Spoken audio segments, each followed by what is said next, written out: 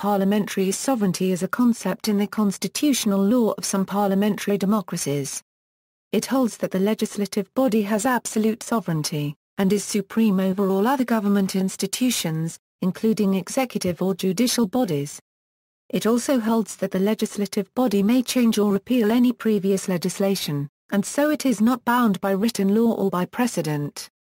Parliamentary sovereignty may be contrasted with separation of powers, which limits the legislature's scope often to general lawmaking, and judicial review, where laws passed by the legislature may be declared invalid in certain circumstances. Many states have sovereign legislatures, including the United Kingdom, Finland, Israel, the Netherlands, New Zealand, Sweden, Barbados, Jamaica, Papua New Guinea and the Solomon Islands. United Kingdom. History equals. Parliament means, in the mouth of a lawyer, the King, the House of Lords, and the House of Commons. These three bodies acting together may be aptly described as the King and Parliament, and constitute Parliament. The principle of parliamentary sovereignty means neither more nor less than this, namely that Parliament thus defined has, under the English Constitution, the right to make or unmake any law whatever, and, further, that no person or body is recognised by the law of England as having a right to override or set aside the legislation of Parliament. During the 17th century in England, a notion developed that Parliament shared in sovereignty with the King, based on an entirely erroneous notion of the history of Parliament. It was not until the changing of the Coronation Oath in the Coronation Oath Act 1688 as part of the Glorious Revolution that Parliament was recognised as part of the constitutional structure, with laws being considered to emanate from Parliament and not just the King. The Bill of Rights was passed the following year, which asserted certain rights of Parliament. Furthermore, in 1698 Parliament created the Civil List, a financial arrangement that left the monarch reliant on Parliament for income. After 1689 English parliamentary supremacy became evident in the relation of the English Parliament to those of Scotland and Ireland.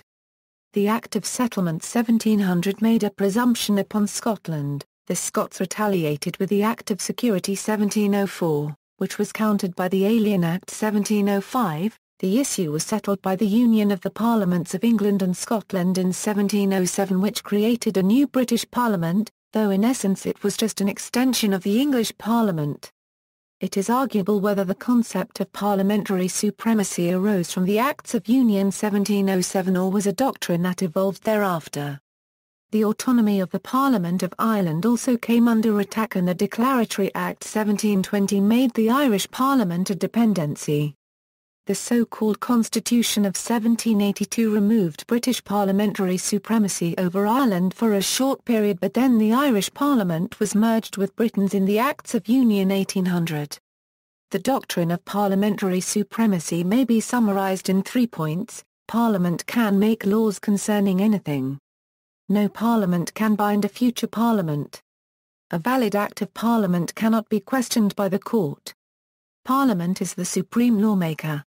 Some scholars and judges have questioned the traditional view that Parliament cannot bind itself, arguing that it can impose procedural restrictions on itself, since the legislature must be constituted and regulated by legal rules.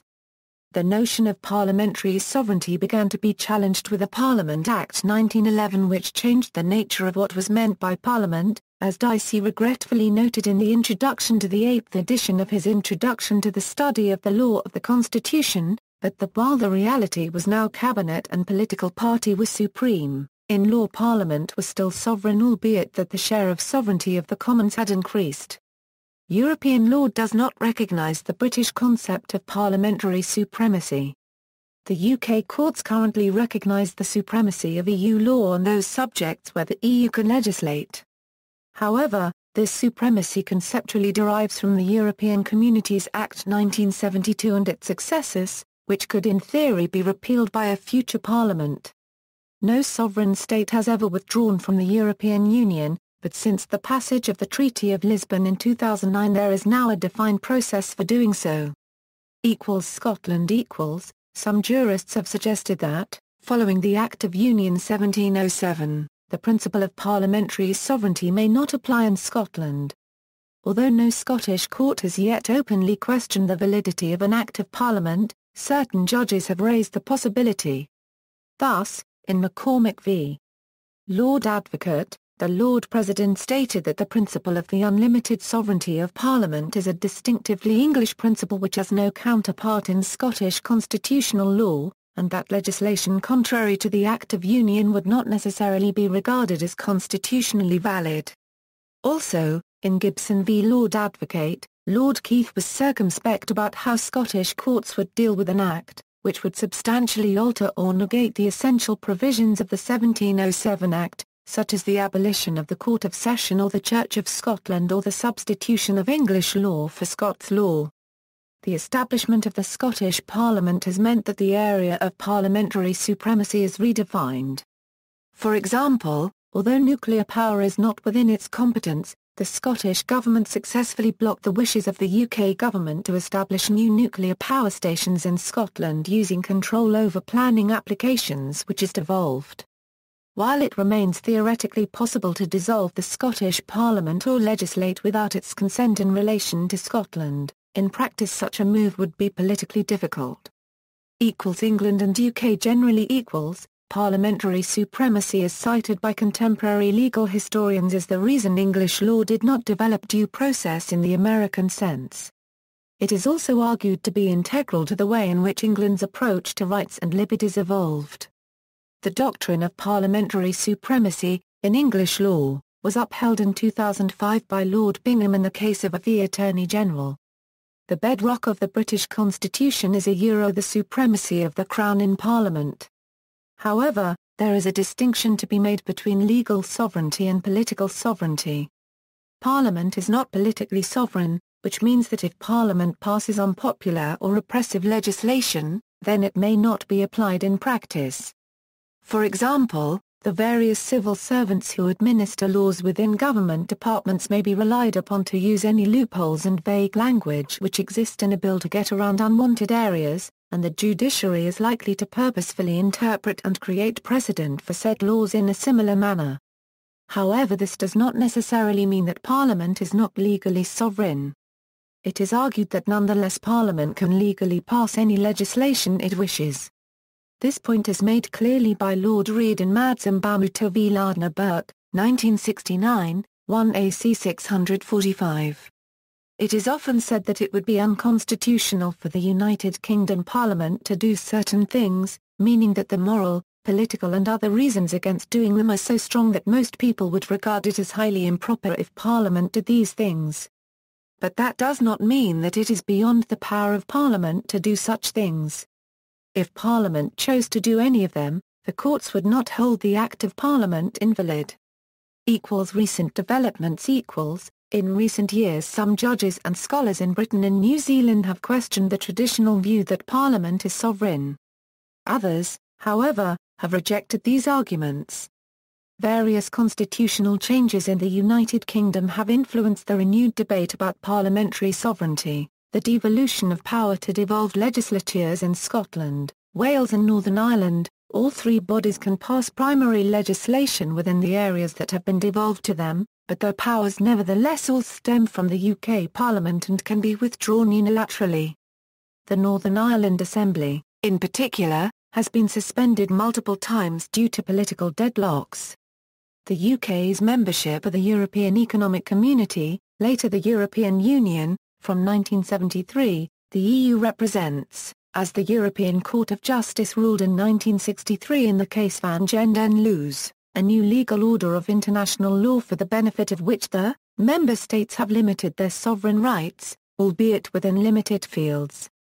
The UK became part of that legal order, though as UK membership of the EU has been brought about through Acts of Parliament principally the European Communities Act 1972 Parliament could, as a matter of UK law, pass further legislation unilaterally withdrawing the UK from the Union, or selectively barring the application of European law within the UK.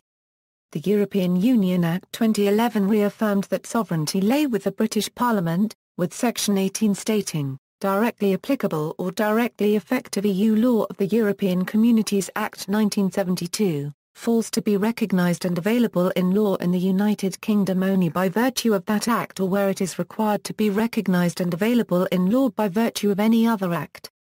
The Act also requires that a referendum be held when more powers are transferred to the European Union. Alternatively, an Act to withdraw from the European Union could be passed in parallel with the withdrawal procedure laid down in Article 50 of the Lisbon Treaty, whereby a member state would notify the European Council of its intention to secede from the Union and a withdrawal agreement would be negotiated between the Union and the state. The treaties would cease to be applicable to that state from the date of the agreement or, failing that, within 2 years of the notification. Following the case of Thoburn v Sunderland City Council, certain statutes are perceived to be protected as constitutional statutes. The case involved amendments to the Weights and Measures Act 1985 by the Weights and Measures Act 1985 Order 1994 pursuant to Directive 80/EEC. This stated that imperial measurements could be displayed so long as the metric measurements were displayed in larger type beside them. Thoburn was convicted for only displaying imperial measurements. In his defense he argued that allowing even limited use of imperial measurements was inconsistent with the European Directive and therefore in contravention of Section 2(2) of the European Communities Act 1972, and that the relevant section of the 1972 Act had therefore been implicitly repealed. However, the judgment by Lord Justice Laws held that certain statutes of constitutional importance, including Magna Carta and the European Communities Act 1972, could not be repealed by implied repeal. The case also introduces the concept of a hierarchy of acts, which is used in other European countries, to English constitutional law. However, if Parliament did make its intention to overrule any statute express, then any statute can be repealed, and so sovereignty is preserved. The enactment of the Human Rights Act 1998, which incorporates part of the European Convention on Human Rights into domestic law. The Act gives UK courts the power to issue a declaration of incompatibility where they believe that the terms of an Act of Parliament are in contravention of the rights guaranteed by the Human Rights Act. The effect of the declaration is not to annul the contravening Act but to send a signal to Parliament which may then choose to amend the offending provision. This does not endanger parliamentary sovereignty because Parliament may choose not to amend the offending provisions. As with the UK's membership of the European Union, the principle of parliamentary supremacy means that Parliament can at any time vote to repeal the Human Rights Act, and indeed the UK's ratification of the Convention itself. However, Parliament may theoretically withdraw from commitments it has made or repeal any of the constraints it has imposed on its ability to legislate. Australia. Neither the states nor the Commonwealth in Australia have true parliamentary sovereignty. The Commonwealth Parliament is created by the Constitution, and only has enumerated powers. Each state's legislative power is inherent, but restrained by the federal constitution, state constitution, and Commonwealth powers. Blackshield and Williams explain that, in Australia, the idea of parliamentary sovereignty must be understood in the context of the rigid limits and boundaries imposed by the federal constitution, and to some extent by the state constitutions as well. The Constitution confers the power to make laws in the Commonwealth Parliament, however, this limited to particular subjects. Section 128 of the Federal Constitution prescribes the mode to alter the Constitution, which further restricts the power of the Commonwealth Parliament. The Supremacy Clause gives Commonwealth laws precedent over state laws. The state lawmaking power is therefore constrained where the Commonwealth has concurrent lawmaking power. Furthermore, regarding the subject matters which Commonwealth has concurrent legislative power, Commonwealth Parliament can cover the field, which means the Commonwealth can by express words or implication exclude the operations of state laws. The Commonwealth Parliament has exclusive legislative power over the subject matters listed in Sections 52 and 92 of the Constitution, which means that the states cannot make laws in these areas. Also under Section 96 of the Constitution, the Commonwealth can use financial assistance to entice states to refrain from exercising their legislative powers, such as refraining from collecting income tax. Each state parliament power is subject to procedural limitation, which is the entrenchment of restrictive legislative procedure. Section 6 of the Australia Act states that laws concerning the constitution, power or procedure of the Parliament are invalid unless passed in the manner and form prescribed by the legislation made by the Parliament. However, restriction of this kind is not inconsistent with parliamentary sovereignty. Canadian provinces, legislatures of Canadian provinces are sovereign within matters that are not delegated to the federal government. Provincial legislatures can make and modify their own codified constitutions by simple majority, as British Columbia did. Other provinces have uncodified constitutions like New Zealand and the United Kingdom. Finland, according to the Constitution of Finland, sovereign power lies with the people, represented by the Parliament. As the highest organ of government, the Parliament holds supreme legislative power and can override a presidential veto and alter the constitution. There is no constitutional court and the Supreme Court does not have an explicit right to declare a law unconstitutional. By principle, the constitutionality of laws in Finland is verified by a simple vote in the Parliament. However, the Constitutional Law Committee of the Parliament reviews any doubtful bills and recommends changes, if needed. In practice, the Constitutional Law Committee fulfills the duties of a constitutional court. In addition to preview by the Constitutional Law Committee, all Finnish courts of law have the obligation to give precedence to the Constitution when there is an obvious conflict between the Constitution and a regular law. The power to alter and amend the Constitution is vested with the Parliament, requiring approval either by a two-thirds majority in a single Parliament if the proposed alteration is first declared to be urgent by a 5/6 majority of the same Parliament, or by a slower procedure of first passing the amendment by a simple majority in the then current Parliament and then passing the amendment by a two-thirds majority in the following Parliament that convenes after a general election. A Finnish peculiarity is that the Parliament can make exceptions to the Constitution in ordinary laws that are enacted in the same procedure as constitutional amendments. An example of such a law is the State of Preparedness Act, which gives the Council of State certain exceptional powers in cases of national emergency. As these powers, which correspond to U.S. executive orders, affect constitutional basic rights, the law was enacted in the same manner as a constitutional amendment. However, it can be repealed in the same manner as an ordinary law. Executive power is shared by the President of the Republic and the Cabinet. The latter must rely on the confidence of Parliament. From the independence of Finland in 1917 up to the constitutional reform of 1999, the President held considerable executive powers, and in particular was able to call a re-election of the Parliament at will. In order to strengthen the role of the Parliament as the highest organ of government, the constitutional reform constrained most of the presidential powers to be exercised only on the advice of the Cabinet. India. In India, parliamentary sovereignty is subject to the Constitution of India, which includes judicial review. Italy. The sovereignty of Parliament in Italy is expressed in autodicia, which involves subtracting the ordinary courts of all acts performed within the chambers.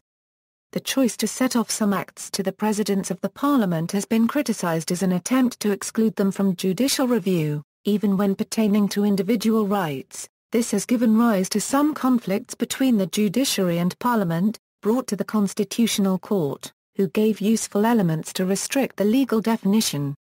New Zealand. The concept of parliamentary sovereignty in New Zealand is derived from that in the United Kingdom.